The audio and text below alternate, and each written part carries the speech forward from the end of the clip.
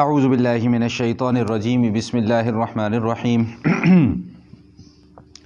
للذین یؤلون من نسائهم تربص 4 اشہر فإن فاؤوا فإن اللہ غفور رحیم وإن عزموا الطلاق فإن اللہ سمیع علیم والمطلقات يتربصن بأنفسهن 3 قروء ولا يحل لهن أن يكتمن ما خلق الله في أرحامهن إن كن يؤمن بالله واليوم الآخر وبعولتهن أحق بردهن في ذلك إن أرادوا إصلاحا ولهن مثل الذي عليهن بالمعروف وللرجال عليهن درجة والله عزيز حكيم صدق اللہ العظیم۔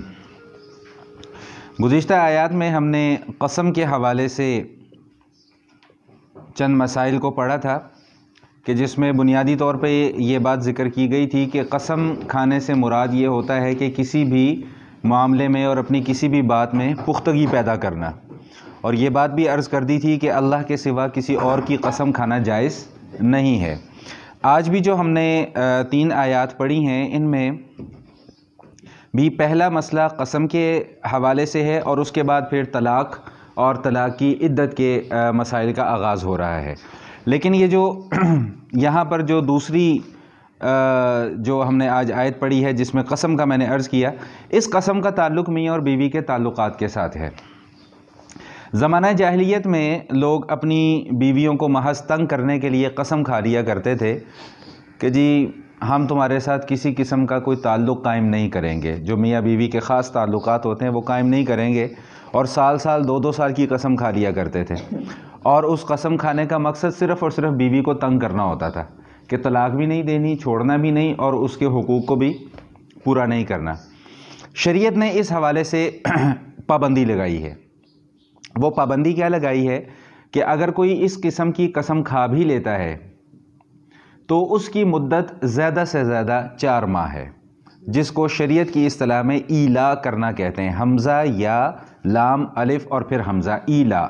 ایلا کا لغوی معنی ہی قسم کھانا ہوتا ہے۔ اب اس مسئلے کے اندر 4 صورتیں ہیں، وہ میں عرض کر دیتا ہوں اور پھر مسئلہ بھی آپ کے سامنے بیان کر دیتا ہوں تاکہ بات جو ہے وہ واضح ہو جائے کہ اگر کوئی شخص یہ قسم کھا لیتا ہے کہ میں اپنی بیوی سے قربت کے تعلقات کو قائم نہیں کروں گا، تو اب اس میں 4 صورتیں ہیں۔ وہ کیا کہ ایک تو یہ کہ وہ قسم کھا لیتا ہے غیر معینہ مدت کے لیے، یہ نہیں بتاتا کہ 2 مہینے، 4 مہینے، 6 مہینے، 8 مہینے، 10 مہینے، سال، 2 سال، غیر معینہ مدت کے لیے قسم کھا لیتا ہے کہ میں اپنی بیوی کے ساتھ قربت کے تعلقات کو قائم نہیں کروں گا۔ دوسری صورت اس میں یہ بنتی ہے کہ وہ یہ قسم کھاتا ہے کہ میں 4 ماہ تک اپنی بیوی سے قربت کے تعلقات کو قائم نہیں کروں گا۔ اور تیسری صورت یہ بنتی ہے کہ وہ 4 ماہ سے زیادہ کی قسم کھا لیتا ہے، 5 ماہ، 6 ماہ، 7 ماہ۔ اور چوتھی صورت یہ بنتی ہے کہ 4 ماہ سے کم کی قسم کھا لیتا ہے کہ میں 3 مہینے کے لیے یا 3.5 مہینے کے لیے یا 2 مہینے کے لیے میں اپنی بیوی سے قربت کے تعلقات کو قائم نہیں کروں گا۔ یہ 4 صورتیں سمجھ میں آ گئی ہیں۔ اس مسئلے کا تعلق پہلی 3 صورتوں کے ساتھ ہے کہ جس میں اس نے یا تو غیر معینہ مدت کے لیے قسم کھائی ہے، یا 4 ماہ کے لیے قسم کھائی ہے، یا 4 ماہ سے زیادہ کے لیے قسم کھائی ہے۔ اب اس میں مسئلہ کیا ہے؟ اب اس میں مسئلہ یہ ہے کہ مرد کے لیے یہ حکم ہے کہ اسے چاہیے کہ وہ اپنی قسم کو توڑ دے، کفارہ ادا کرے اور اپنی بیوی کے ساتھ قربت کے تعلقات کو قائم کرے۔ اللہ تعالیٰ نے اس چیز کو پسند نہیں فرمایا۔ لیکن اگر اس نے اپنی شرط کو پورا کر دیا، جو پہلی 3 صورتیں میں نے عرض کی کہ جس میں 4 ماہ یا 4 ماہ سے زائد یا غیر معینہ مدت کے لیے اس نے قسم کھائی ہے، تو اس میں جیسے ہی 4 ماہ پورے ہوں گے اس کی بیوی اس سے جدا ہو جائے گی، یعنی اسے طلاق بائن پڑ جائے گی۔ یہ طلاق بائن کیا ہے اس کا تذکرہ انشاءاللہ آئندہ کی نشستوں میں آئے گا۔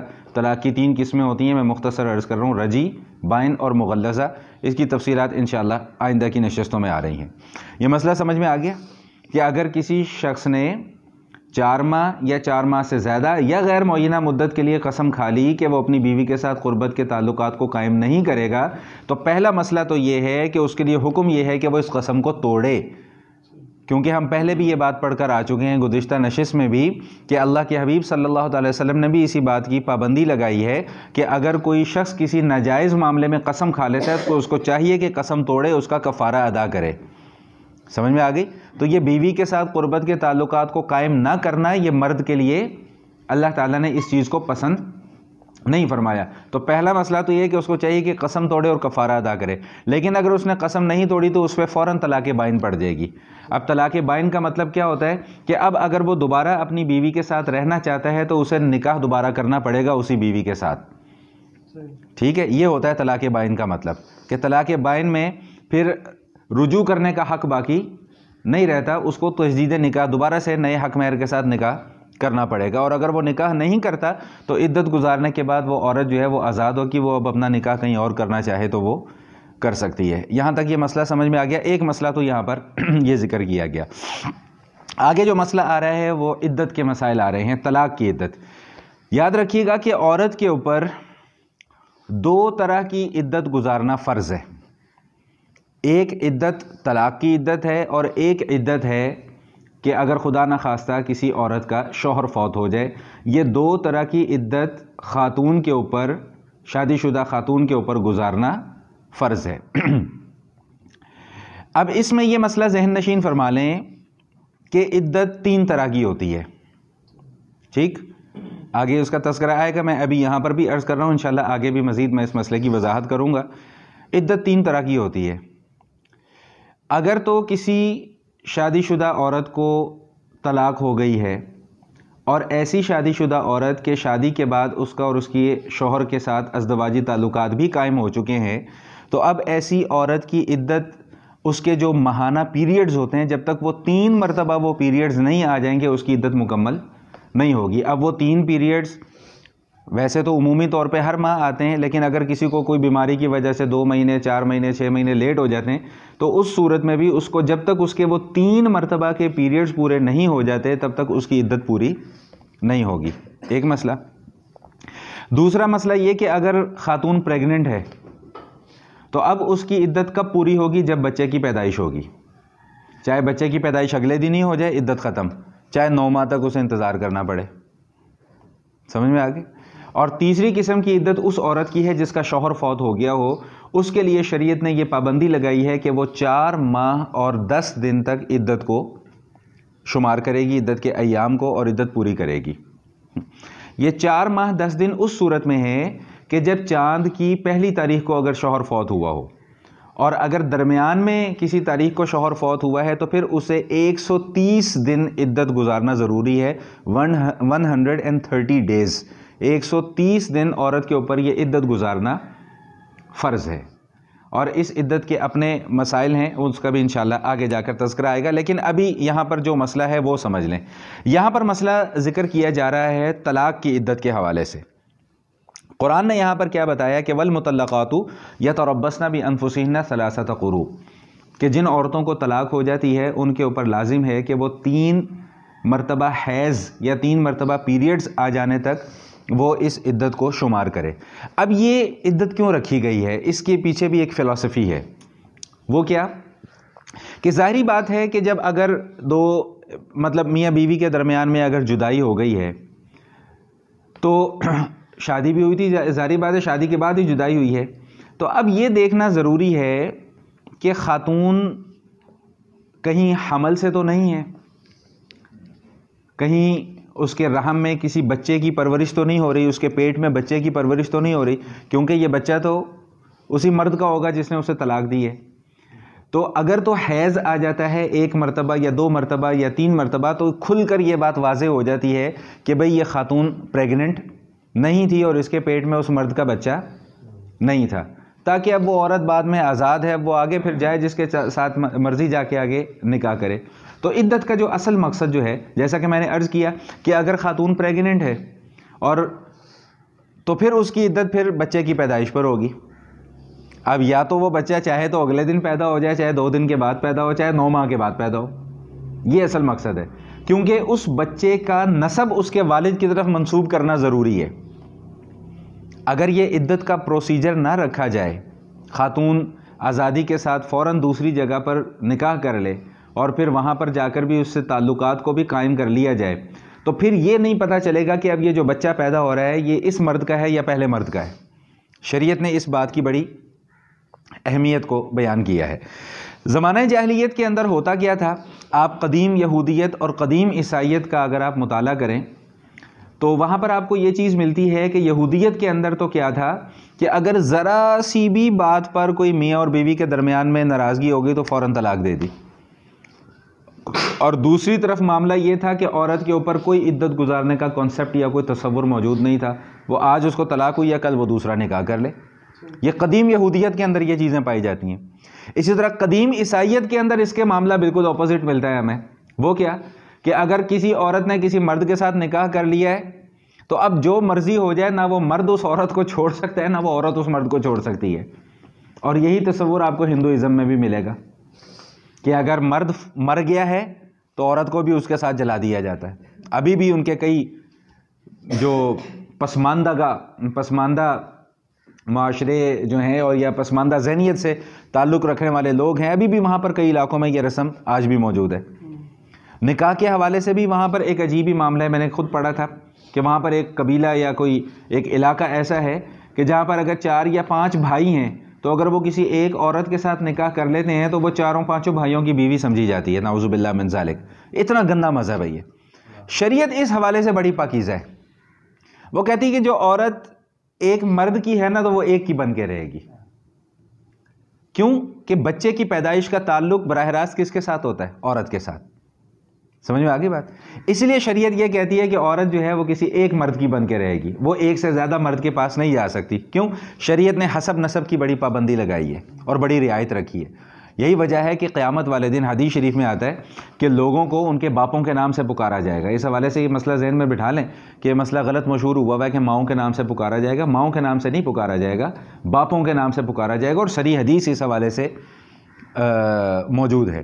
غلط مسئلہ ہمارے ہاں جلدی مشہور ہو جاتا ہے، اس کو درست ہونے میں پھر زمانے گزر جاتے ہیں، لیکن وہ مسئلہ اپنی نہج پہ واپس آتا نہیں ہے۔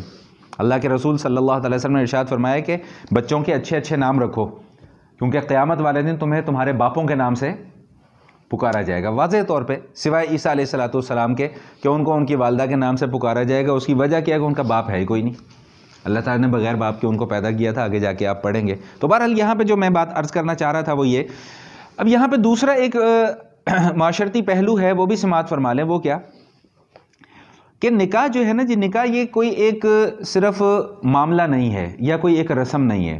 میں نے پہلے بھی اس موضوع پر بات کی تھی کہ یہ براہ راست اللہ کے نبی صلی اللہ علیہ وسلم کی سنت ہے، اور صرف حضور علیہ السلام کی سنت نہیں ہے، تمام انبیاء کرام کی سنت ہے، سوائے حضرت یحییٰ علیہ السلام۔ انہوں نے نکاح نہیں فرمایا تھا، یہ ان کی اپنی ایک خاص فضیلت تھی، اللہ کے حکم سے ہی انہوں نے نکاح نہیں فرمایا تھا، اللہ تعالیٰ نے ان کو عورتوں سے دور رکھا ہوا تھا، یہ اللہ کی طرف سے ہی تھا۔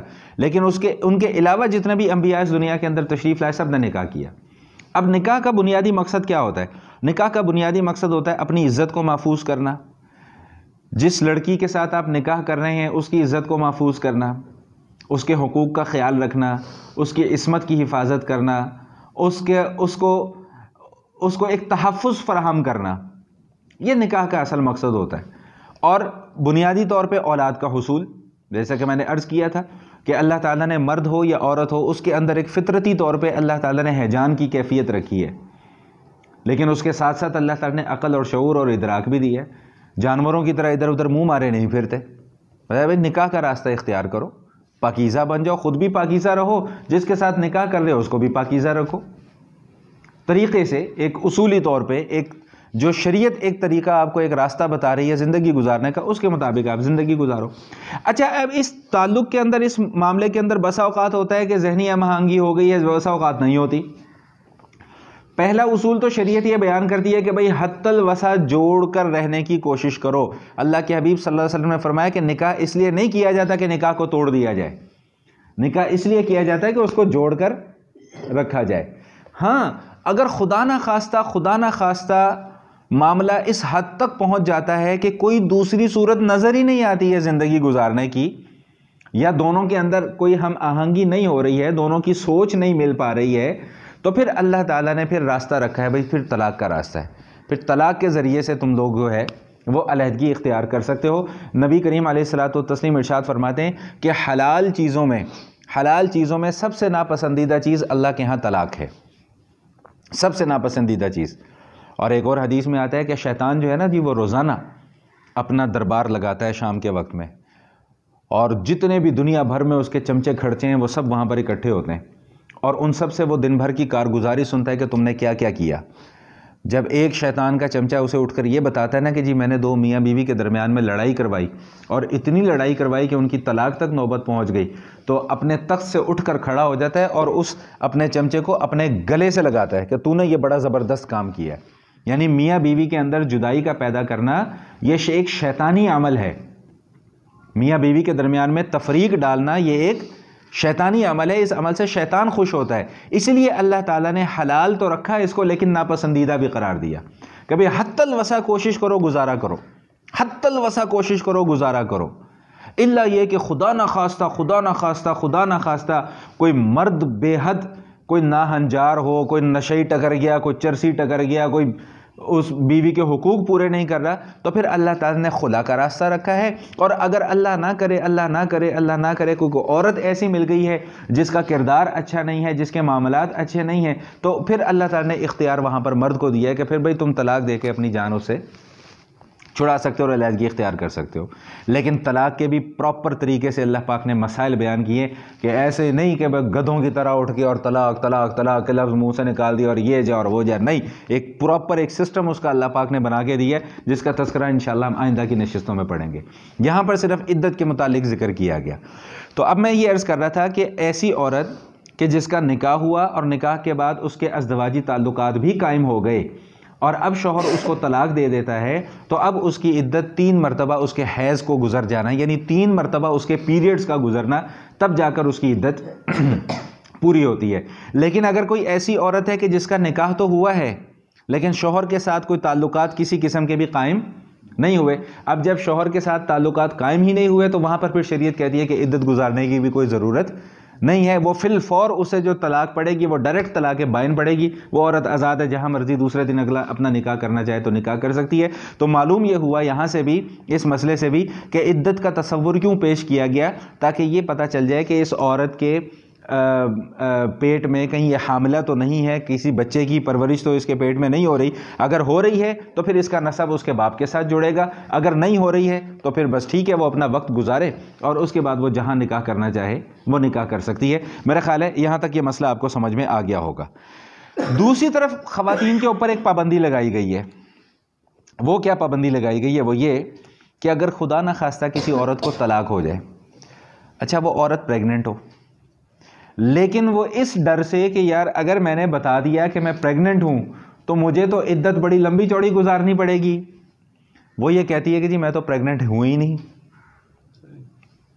ٹھیک ہے، میں تو پریگننٹ ہوں ہی نہیں، تاکہ مجھے مختصر سی عدت گزارنی پڑے اور میری جان چھوٹ جائے۔ تو اللہ تعالیٰ کہتے ہیں کہ عورت کے لیے ایسا کرنا جائز نہیں ہے۔ اگر وہ پریگننٹ ہے، حاملہ ہے، تو وہ بتائے کہ جی میں حاملہ ہوں یا میں پریگننٹ ہوں، اس کو اپنا حمل چھپانا جائز نہیں ہے۔ کیوں؟ اس لیے کہ یہ بچہ اس مرد کا بچہ کہلائے گا، اگرچہ میاں بیوی کے درمیان میں جدائی ہی کیوں نہ ہو گئی ہو، بچے پھر بھی اسی کے رہیں گے۔ اچھا یہاں پر ایک مسئلہ اور بھی ذہن میں بٹھا لیں کہ اگر کوئی خاتون ایسی ہے کہ جس کو پیریڈز آتے ہی نہیں ہیں کسی بیماری کی وجہ سے، یا اس کو ہوتے ہی نہیں ہیں پیریڈز، تو پھر اس کی عدت 3 مہینے ہے۔ یا کوئی ایسی عورت ہے جو نابالغ ہے، ابھی بچی، اس کا نکاح نابالغی کی حالت میں ہو گیا اور پھر اسے طلاق بھی ہو گئی، لیکن اس کو ابھی تک پیریڈز آنا شروع نہیں ہوئے۔ یا کوئی ایسی عورت کہ جس کو پیریڈز تو آتے تھے لیکن اب وہ عمر کے اس حصے میں پہنچ گئی ہے کہ جہاں پر اب اس کے پیریڈز آنا بند ہو چکے ہوئے ہیں، تو ان ساری صورتوں میں پھر عدت کا شمار جو ہے وہ 3 ماہ کا کیا جائے گا، کیونکہ پیریڈز تو اسے آ ہی نہیں رہے ہیں۔ بات سمجھ میں آ گئی ہے؟ اور اس مسئلے میں یہ بات بھی ذہن میں بٹھا لیں کہ یہ جتنے بھی عدت کے مسائل آئیں گے یا جو بھی مسائل آئیں گے، ان میں جہاں بھی گنتی کا شمار آئے گا نا کہ جی اتنے دن گنتی کرنی ہے، یہ اس میں چاند کی تاریخوں کا اعتبار کیا جائے گا، ٹھیک؟ یہ شمسی تاریخوں کا اعتبار وہاں پر نہیں کیا جائے گا، قمری تاریخوں کا وہاں پر ہمیشہ اعتبار کیا جائے گا۔ اچھا بہرحال تو دوسرا مسئلہ تو میں نے یہ عرض کر دیا کہ خاتون کے لیے بھی یہ جائز نہیں ہے کہ اگر اسے کوئی پریگننسی ہے تو وہ اپنی پریگننسی کو چھپائے۔ اور تیسرا مسئلہ یہ بیان کیا کہ وَبُعُولَتُهُنَّ أَحَقُّ بِرَدِّهِنَّ فِي ذَلِكَ إِنْ أَرَادُوا إِصْلَاحًا۔ یہاں پہ طلاق رجی کا مسئلہ بیان کیا گیا۔ طلاق رجی کیا ہوتی ہے؟ طلاق رجی وہ طلاق ہوتی ہے کہ آدمی صریح الفاظ میں اپنی بیوی کو ایک مرتبہ یا دو مرتبہ یہ کہہ دے کہ میں تمہیں طلاق دیتا ہوں، کوئی شخص، ٹھیک، کوئی فرد اپنی بیوی کو یہ کہہ دیتا ہے کہ میں تمہیں طلاق دیتا ہوں، تو یہ جو الفاظ ہیں میں تمہیں طلاق دیتا ہوں یا میں نے تمہیں طلاق دی، یہ صریح الفاظ ان کو کہا جاتا ہے۔ اس سے طلاق رجی واقع ہوتی ہے۔ طلاق رجی کا کیا مطلب کہ عدت کے دوران شوہر کو واپس رجوع کرنے کا حق حاصل ہے۔ اب رجوع کیسے کیا جائے گا؟ رجوع اس کے ساتھ قربت کے تعلقات کو قائم کر لے، ٹھیک، اس سے بوس و کنار کر لے، یا اس کا ہاتھ پکڑ لے، یا اس کو کہہ دے اپنی زبانی کہ بھئی میں آپ سے رجوع کرتا ہوں، تو یہ ساری چیزیں رجوع تصور کی جائیں گی۔ اب وہ عورت دوبارہ سے اس کی بیوی بن کے ویسے ہی رہ سکتی ہے، لیکن اس طلاق رجی میں رجوع کرنے کا اختیار صرف عدت سے پہلے ہے، اور اگر عدت گزر گئی، جو میں نے ابھی عرض کیا کہ 3 مرتبہ حیض اس عورت کو آ گیا اور مرد نے رجوع نہیں کیا، تو اب یہ طلاق رجی آٹومیٹکلی طلاق بائن میں کنورٹ ہو جائے گی۔ اب وہ عورت اس کے بعد پھر آزاد ہو جائے گی، وہ جب چاہے جہاں چاہے اپنا نکاح دوسرا کر سکتی ہے۔ اور اگر یہی شخص دوبارہ اسی اپنی بیوی کو واپس لانا چاہتا ہے تو اب ان کو دوبارہ سے نکاح کرنا پڑے گا۔ اس کی میں تفصیل انشاءاللہ آئندہ کی نشستوں میں عرض کروں گا، لیکن یہاں پر صرف یہ مسئلہ بیان کر دیا کہ وَبُعُولَتُهُنَّ أَحَقُّ بِرَدِّهِنَّ فِي ذَلِكَ إِنْ أَرَادُوا إِصْلَاحًا، کہ ان کے شوہر جو ہیں وہ زیادہ حقدار ہیں اس بات کے کہ وہ اپنی بیویوں سے رجوع کریں اور بیویاں لوٹ کر ان کے پاس جائیں۔ اب یہاں پر آپ ایک معاشرتی پہلو کو ذہن میں رکھیں کہ شریعت کیا کہتی ہے۔ شریعت اس بات پر پابندی لگاتی ہے کہ یک بارگی میں ایک دم سے طلاقیں نہ دے دیا کرو۔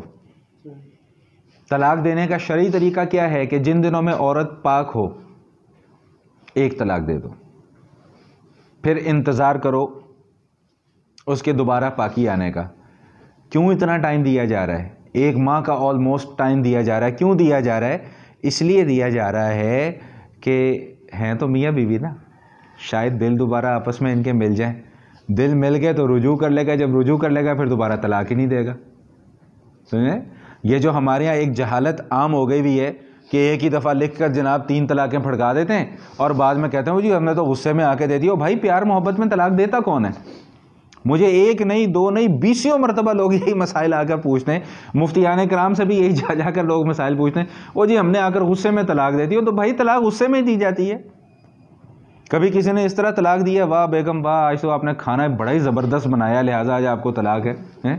کس دن بیوی ذرا اچھی بن سنور کا تو یہ بیگم آج تو آپ بہت خوبصورت لگ رہی ہیں آج آپ کو طلاق ہے؟ ایسا کبھی ہوا ہے؟ پاسبل ہی نہیں ہے۔ طلاق ہوتی ہے ہمیشہ غصے میں۔ تو یہ ایک جہالت معاشرے کے اندر رائج ہو گئی ہے، اور شریعت کتنا پیارا طریقہ اس کا بتا رہی ہے کہ بھائی اگر ناگزیر ہے طلاق، بہت ہی زیادہ تمہیں دینی ہے تو بھائی پھر 1 طلاق دو، اور پاکی کے دنوں میں دو، پاکی کے دنوں میں دو۔ کیوں؟ اس لیے کہ شاید تمہارا دل آپس میں مل جائے، شاید تم دوبارہ اس سے رجوع کر لو۔ جب رجوع کر لو تو آپس میں پیار محبت کے ساتھ بیٹھ کے اپنے معاملات کو نمٹا لو۔ یہ کیا طلاق کا مذاق اور کھیل بنایا ہوا ہے؟ تو دوسرے کی بچی ہے اس کا خیال کر لو یار۔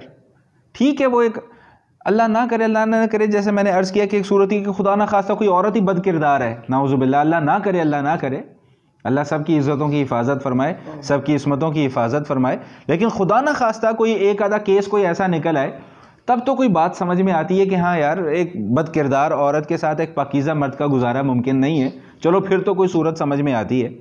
اللہ کے نبی صلی اللہ علیہ وسلم ارشاد فرماتے ہیں، مفہوم ہے اللہ تعالیٰ کمی بیشی معاف فرمائے، کہ یہ جو بیویاں ہیں تمہاری، اگر تمہیں ان کی کوئی عادت ناپسند ہے تو یار کوئی عادت پسند بھی تو ہوگی نا، کوئی ایک بات تو اس کی اچھی ہوگی۔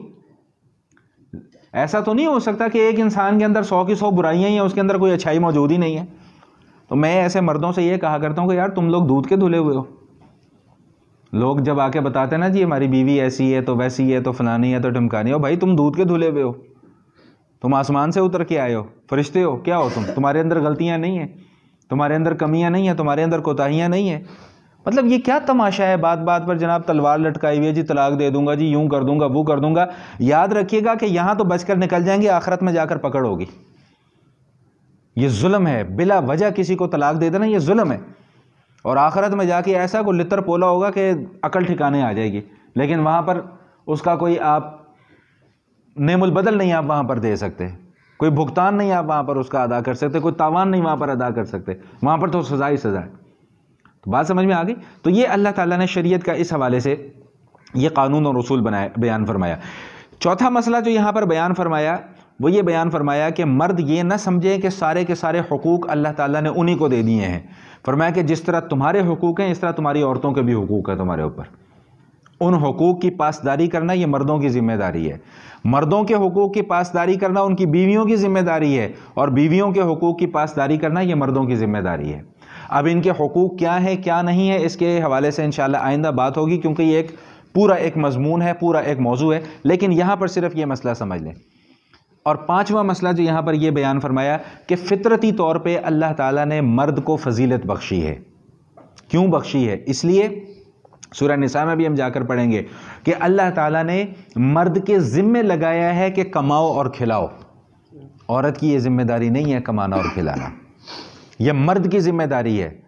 ہڈ حرام بن کے گھر کے اندر مت بیٹھو، نکلو باہر جاؤ، محنت کرو، مزدوری کرو، جس طرح بھی ہو کماؤ اور اپنے بیوی بچوں کو لا کر کھلاؤ۔ یہ اللہ تعالیٰ نے مرد کے اوپر پابندی لگائی ہے، اور اس لیے مرد کو اللہ تعالیٰ نے طاقت بھی دی ہے اور فضیلت بھی دی ہے کہ جب مرد محنت کرے گا، مزدوری کرے گا، مشقت کرے گا، بیوی بچوں کو کھلائے گا پلائے گا، تو اب ان کا یہ حق بنتا ہے کہ وہ اپنے شوہر کی فرما برداری اور اطاعت گزاری کریں۔ ہم اللہ تعالیٰ کی کیوں عبادت کرتے ہیں؟ اس لیے کہ اللہ نے ہمیں پیدا کیا ہے، اللہ ہمیں کھلاتا ہے، اللہ ہمیں پلاتا ہے، اللہ نے ہمیں جینے کا طریقہ اور سلیقہ بتایا ہے اور جینے کی طاقت دی ہے، کام کرنے کی طاقت دی ہے۔ تو بالکل یہی چیز یہاں پر ہے کہ مرد کو فضیلت اللہ پاک نے کیوں دی ہے؟ اس لیے کہ مرد کی ذمہ داریاں اللہ پاک نے زیادہ لگائی ہیں۔ عورت کی ذمہ داری یہ نہیں ہے کہ وہ گھر سے باہر نکلے اور محنت کرے، مشقت کرے، مزدوری کرے۔ ہاں شرعی حدود کے اندر رہتے ہوئے کرنے میں کوئی حرج بھی نہیں ہے، لیکن یہ شریعت کی طرف سے اس کے اوپر کوئی پابندی نہیں ہے۔ شریعت کی طرف سے یہ مرد کے اوپر پابندی ہے کہ بھائی سردی ہو، گرمی ہو، بارش ہو، آندھی ہو، طوفان ہو، تم نے صبح گھر سے نکلنا ہی نکلنا ہے اور کام کاج کرنا ہی کرنا ہے، اور محنت مشقت کر کے اپنے بیوی بچوں کا پیٹ تم نے پالنا ہی پالنا ہے۔ یہ مرد کی ذمہ داری اللہ پاک نے لگائی ہے۔ اس حوالے سے انشاءاللہ آگے جا کر بات ہوگی۔ اور آخر میں فرما دیا کہ اللہ تعالیٰ عزیز بھی ہیں، حکیم بھی ہیں۔ یعنی اللہ عزیز ہیں، کیا مطلب؟ جو چاہے جیسا چاہے کر سکتے ہیں، کوئی اس کے معاملات میں دخل اندازی کرنے والا نہیں ہے۔ اور حکیم کا کیا مطلب؟ کہ اللہ تعالیٰ کے ہر حکم میں کوئی نہ کوئی حکمت ضرور موجود ہوتی ہے۔ وہ الگ بات ہے کہ وہ حکمت میری آپ کی سمجھ میں آتی ہے یا نہیں آتی ہے۔ تو یہ جو 3 آیات آج ہم نے پڑھی تھیں 226 سے لے کر 228 تک، ان 3 آیات میں انہی مضامین کو بیان کیا گیا تھا۔ مجھے امید ہے کہ بات انشاءاللہ سمجھ میں آ گئی ہوگی، اور اگر کوئی بات سمجھ میں نہ آئے تو ترجمہ میں کر لوں، تو اس کے بعد پھر مجھ سے آپ پوچھ سکتے ہیں۔ فرماتے ہیں للذین یؤلون من نسائہم تربص 4 اشہر، کہ یہ مسئلے ان لوگوں کے لیے ہیں جو اپنی بیویوں سے قسم کھا لیتے ہیں 4 ماہ کے لیے۔ تو فَإِن فَاءُوا فَإِنَّ اللَّهَ غَفُورٌ رَحِيمٌ، اگر وہ ان 4 ماہ کے اندر رجوع کر لیں تو اللہ تعالیٰ ان کی غلطیوں کو معاف کرنے والا ہے۔ یعنی کیا مطلب؟ کہ ان کے اوپر ضروری ہے کہ وہ قسم توڑیں اور اپنی بیویوں کے ساتھ رجوع کریں۔ اچھا، یہاں سے ایک مسئلہ اور بھی سمجھ میں آ گیا، وہ کیا؟ کہ اگر کوئی شخص قسم نہیں کھاتا، ویسے ہی بیوی کو تنگ کرنے کے لیے کہہ دیتا ہے کہ جی میں تیرے قریب ہی نہیں آؤں گا، اور پھر 1 سال 2 سال 3 سال 4 سال 5 سال اس کے قریب ہی نہیں جاتا، جیسے کہ عموماً آج کل بہت سارے، تو یاد رکھیے گا کہ اس سے طلاق نہیں پڑتی۔ کیوں؟ طلاق صرف اسی صورت میں پڑے گی جب وہ قسم کھا کے یہ بات کہے گا، کیونکہ ایلا کا معنی ہی قسم کھانا ہوتا ہے، اور اگر بغیر قسم کھائے اس نے یہ بات کر دی تو وہ سخت گناہ گار ہوگا۔ علماء نے لکھا ہے کہ ایسا کرنا جائز نہیں ہے، آدمی گناہ گار ہوگا۔ بھئی بیوی ہے، اس کا حق ہے، وہ ادا کرو، کیوں نہیں کرتے تم حق ادا؟ وَإِنْ عَزَمُوا الطَّلَاقَ فَإِنَّ اللَّهَ سَمِيعٌ عَلِيمٌ۔ اب یہ آگے طلاق کے مسائل آ رہے ہیں۔ اللہ تعالیٰ فرما رہے ہیں کہ اگر کوئی طلاق کا ارادہ کر لیتا ہے اپنی بیوی کو دینے کا، تو فَإِنَّ اللَّهَ سَمِيعٌ عَلِيمٌ، بے شک اللہ تعالیٰ خوب سننے والے اور جاننے والے ہیں۔ اب طلاق کی عدت کیا ہے؟ وَالْمُطَلَّقَاتُ يَتَرَبَّصْنَ بِأَنفُسِهِنَّ 3 قُرُوء، اور جو طلاق یافتہ عورتیں ہیں وہ روکے رکھیں گی اپنے آپ کو 3 قُرُوء، 3 مرتبہ، جب تک کہ ان کو حیض نہ آ جائے، یعنی 3 مرتبہ ان کے پیریڈز نہ گزر جائیں۔ ولا يحل لهن ان يكتمن ما خلق الله في ارحامهن ان كن يؤمن بالله واليوم الاخر، اور ان عورتوں کے لیے جائز نہیں ہے کہ اگر اللہ تعالیٰ نے کوئی چیز ان کے رحم میں پیدا کر دی ہے، یعنی اگر وہ پریگننٹ ہو گئی ہیں تو اس پریگننسی کو چھپائیں، یہ ان عورتوں کے لیے جائز نہیں ہے۔ ان كن يؤمن بالله واليوم الاخر، اگر وہ اللہ پر اور آخرت کے دن پر ایمان رکھتی ہیں تو ایسا کرنا ان کے لیے حلال نہیں ہے۔ وبعولتهن احق بردهن في ذلك ان ارادوا اصلاحا، اور اگر شوہر اصلاح اور بہتر سلوک کرنا چاہیں تو یہ عورتیں زیادہ حقدار ہیں اس بات کی کہ یہ واپس لوٹ کر اپنے شوہروں کے پاس جائیں. لیکن یاد رکھیے گا یہاں پر بعض اوقات ایسا ہوتا ہے کہ آدمی ایک طلاق اپنی بیوی کو دے دیتا ہے، ٹھیک ہے، طلاق رجعی، اور پھر اس سے رجوع بھی کر لیتا ہے. لیکن رجوع کرنے کا مقصد یہ نہیں ہوتا کہ یار میں نے دوبارہ گھر بسانا ہے. رجوع کرنے کا مقصد یہ ہوتا ہے کہ میں نے اس کو پہلے سے بھی زیادہ تنگ کرنا ہے. یہ جائز نہیں ہے، یہ سخت گناہ ہے. آج تو وہ 2 دن 4 دن 6 دن 8 دن 10 دن سال 2 سال گزار لے گا کسی نہ کسی طریقے سے، لیکن آخرت میں جا کے اس کو بہت زبردست قسم کی اللہ کی پکڑ کا سامنا کرنا پڑے گا. تو میں اکثر یہ بات کہا کرتا ہوں کہ مرد حضرات یہ نہ سمجھا کریں کہ اللہ پاک نے اگر ان کو فضیلت دے دی ہے، فضیلت دینا اور چیز ہے اور اس فضیلت کا ناجائز فائدہ اٹھانا یہ اور چیز ہے. فضیلت دینے کا یہ مطلب نہیں ہے کہ تم ڈنڈا پکڑو اور اپنی بیویوں کو جا کے جناب ڈنڈے برسانا شروع کر دو. شریعت اس بات کی قطعاً اجازت نہیں دیتی. سمجھ میں آ رہی بات کہ نہیں آ رہی ہے؟ فضیلت اللہ پاک نے مرد کو دی ہے تو اس کا مطلب یہ ہرگز نہیں ہے کہ تم بیویوں کے اوپر ظلم کرنا شروع کر دو. ظلم کرنے کی اللہ پاک اجازت نہیں دیتے. فضیلت اور چیز ہے، ظلم اور چیز ہے. ظلم کا مواخذہ ہوگا. بات سمجھ میں آ گئی؟ اسی طرح خواتین کو اللہ پاک نے اگر مردوں کے فرما بردار اور اطاعت گزار بنایا ہے تو ہرگز ان کو بھی یہ اجازت نہیں ہے کہ وہ اپنے شوہروں کی نافرمانی کریں. جائز معاملات کے اندر، ناجائز معاملات کے اندر نہیں، صرف جائز معاملات کے اندر. اس کی تفصیل آگے انشاءاللہ آئے گی. وَلَهُنَّ مِثْلُ الَّذِي عَلَيْهِنَّ بِالْمَعْرُوفِ. اور اللہ تعالیٰ کیا بات ارشاد فرما رہے ہیں یہ خواتین کے لیے کہ بھائی خواتین کے بھی اتنے ہی حقوق ہیں جتنے مردوں کے حقوق ہیں. ہاں، یہاں پہ یہ بات ذہن نشین فرما لیں کہ خواتین کے حقوق سے وہ حقوق مراد نہیں جو ہماری آج کل کی عورتیں مانگتی پھر رہی ہیں. اپنا کھانا خود گرم کر لو، ہیں جی، میرا جسم میری مرضی، میں یہ نہیں ہوں، میں وہ نہیں ہوں. یہ حقوق کا مطالبہ نہیں کر رہی، یہ آزادی کا مطالبہ ہے. آزادی اور چیز ہے، حقوق اور چیز ہے. سمجھ میں آ رہی بات؟ وَلِلرِّجَالِ عَلَيْهِنَّ دَرَجَةٌ. اور مردوں کو اللہ تعالیٰ نے ایک درجے فضیلت بخشی ہے. وجہ میں نے اس کی تفصیل آپ کے سامنے بیان کر دی. واللہ عزیز حکیم. اور اللہ تعالیٰ غالب بھی ہیں اور اللہ تعالیٰ بہت حکمت والے بھی ہیں. وآخر دعوانا ان الحمد للہ رب العالمین.